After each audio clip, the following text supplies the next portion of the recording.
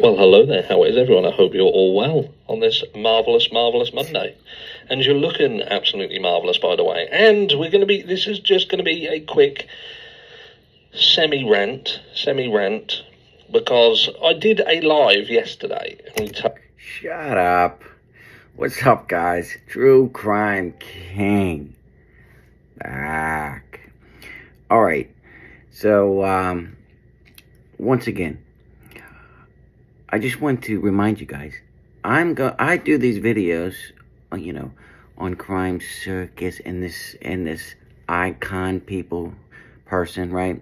Because I am a reaction channel. I do reactions, right? So, and I do reactions to true crime things, right? So, I just want to remind you guys that before some of you comment your dumb comments. Anyway, so look at Harsh right here. He looks like he's losing his mind. It looks like all the lies and the people he's been conning to, frankly, stay afloat. Make his channel stay afloat. It's finally catching up to him. I mean, there's so many true crime creators that are literally going after Harsh. It's not even funny. I mean, just look at Harsh's community post. He's going after the Get a Clue guy. I mean, in his community post, he says, go support him, but don't go support him. It just makes no fucking sense whatsoever, right? And he's losing subscribers left and right. And to be honest, look at him here. He does not look like he's doing well. Anyway, here we go. Touched on this Mark Ferman article for Fox. And I did a video this morning, kind of a short, condensed version, just to go through the article for those who don't do lives. And I just wanted to do this sort of final video on the subject. Now, we are going to be looking at the three... Time out. Do you guys actually think this is going to be his final video? How many times has he said he wasn't going to do Idaho 4 videos anymore, right? Unless some breaking news happens, right? I mean, just look at his last couple. He tried to do some other stuff. He actually tried to make a video on the princess having cancer, right? But obviously nobody's watching those videos. They're not watching unless he's doing something on the Idaho 4 case, and he's not making any money. So he's obviously just going to keep doing these Idaho 4 same crap that he's been doing and telling us that he's not going to keep doing, right? But nobody's watching him unless he's doing this. And I don't get it, though, because he's not saying anything new, right? It just doesn't, it baffles my mind why people are still watching him do these Idaho 4 videos when he just, I mean, look, we're going to watch this video and we're not going to learn anything. I guarantee it. I'll wait till the end. New articles or whatever they are from Mark Ferman over the course of the next few days. But it's a statement that I feel that many people miss, and I'm guessing people missed it because there wasn't many people who actually raised the question. I get it, do you know what I mean? I get it. Some people kind of skim watch. Some people see a title, they see a thumbnail, they kind of guess what's in the video, and for the, I don't know, big proportion of time they get it wrong, and some people will rant, and those people, you're just not going to be able to whittle them out. They're always going to be about, do you know what I mean? Watch the video. If you want to comment, especially if you want to criticise, watch the entire video and make sure your criticism is valid. But anyway. Harsh's true colors are finally starting to show, guys. I mean, I knew what kind of person he was a year ago when he tried to email me, but it seems like he's finally breaking character, right? Now that everybody's attacking him, all these creators, they're finally realizing. I mean, just look at him here. He's not trying to pretend he's bubbly. And he actually, I forgot to mention, he changed his name from Harsh Reality to just Harsh. Did you guys notice that? It's not Harsh Reality anymore. It's just Harsh. Wonder why he did that, right? Let me know in the comments why you guys think he changed his name all of a sudden. I mean, right here in the bottom right-hand corner says, this is Harsh Reality. But over here, it just says Harsh, right? I'm kind of curious. And again, I want to reiterate, I am a reaction channel. What I do is I talk about other people's videos and react to them, right? That is what I do.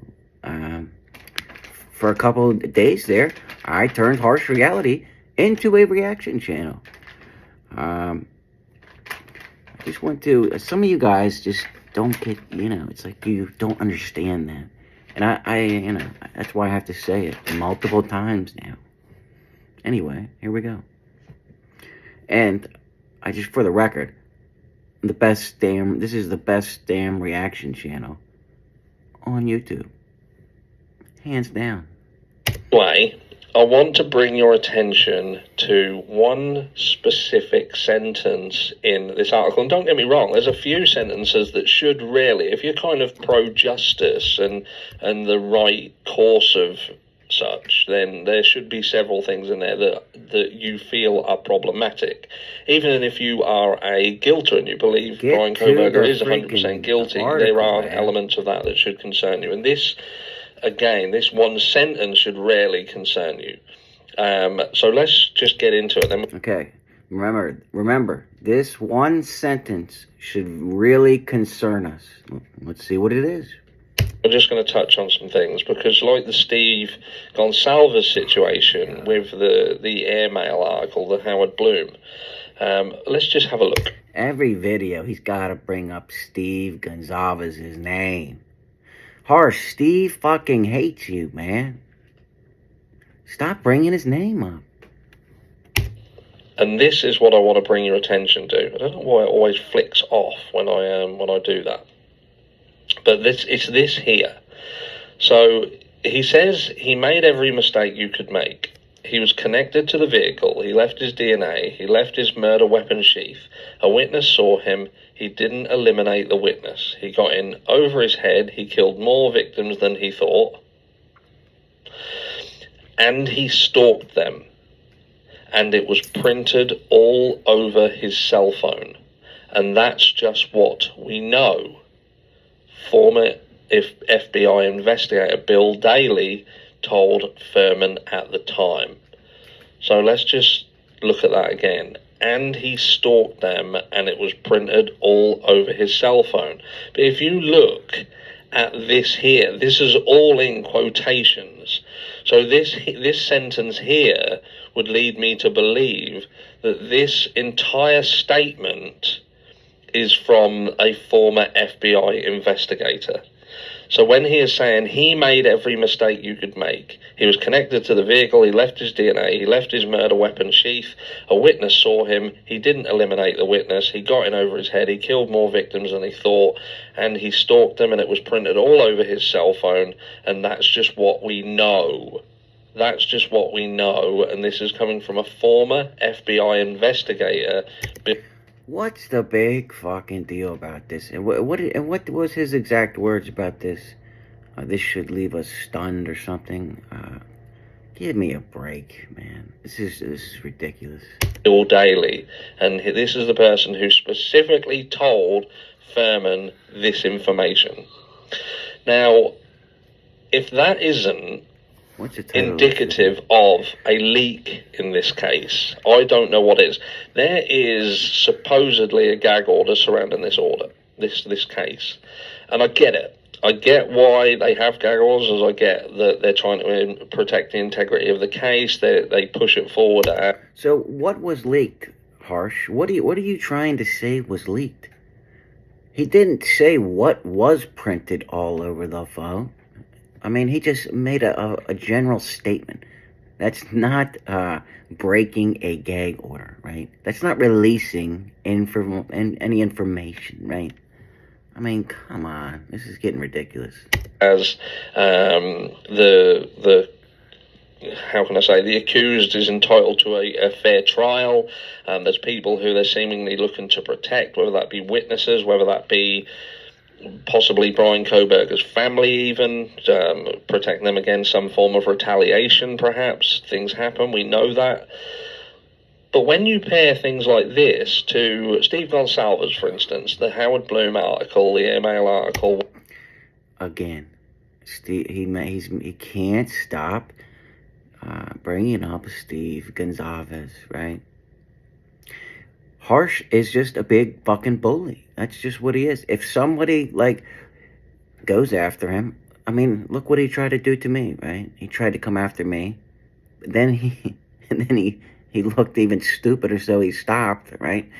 Steve Goncalves called him a grifter, and he makes honest YouTubers, have a bad name, right? So Harsh still is attacking the Goncalves family that just lost their daughter. I mean, this is the same bullshit that he says in every fucking video. What are we doing, right? But like I said, he's going to keep doing them because 18,000 people click on almost every Idaho 4 video, but fucking 2,000 people click on any other video that he does. If you don't believe me, just go look at the video titles, right? I'll go a little bit farther because this is just so boring. I don't watch these videos before I react to them. I just pick them and I just react to them. That's what I do. I give honest opinions. If this was a good video, right, and had something new and exciting about the Idaho 4 case, hey, I would have nothing to complain about. If he didn't mention Steve Goncalves' name and keep trying to bash the victim, remember, Steve Goncalves is a victim in this case, right? If he wasn't trying to keep bashing him, then I wouldn't have anything to say, right? But my job is to react, and react honestly, right? Where it is pushed that potentially he was given information that nobody else should know. That article was where we heard that there was the text messages between Dylan Mortensen. I'm tired of hearing about this article. Let's skip ahead and see what he's got at the end here. Trial. So I'm asking you guys whether you are a guilter and believe Bryan Kohberger is guilty, or you're on the fence, or you believe that he is innocent. What do you feel when you hear that statement? What does that sentence?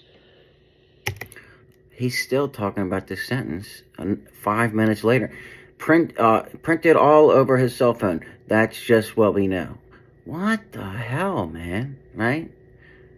To me, this seems like he's just trying to make something a lot bigger than what it actually is, because this has nothing to do with almost anything. It's just he's trying to blow this out of proportion to make another video so he can keep his monetization money coming in and try and make a clickbait title again. It's just ridiculous.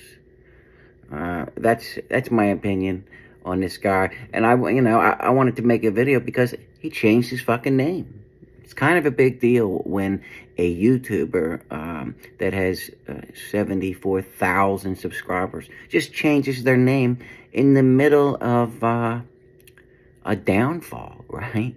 I don't know. Let me know what you guys think about this. Obviously, I guarantee you, he doesn't stop doing Idaho 4 videos. He said on this one, right, this is going to be his last one. We'll see, right? Until next time, guys. True Crime King. Out.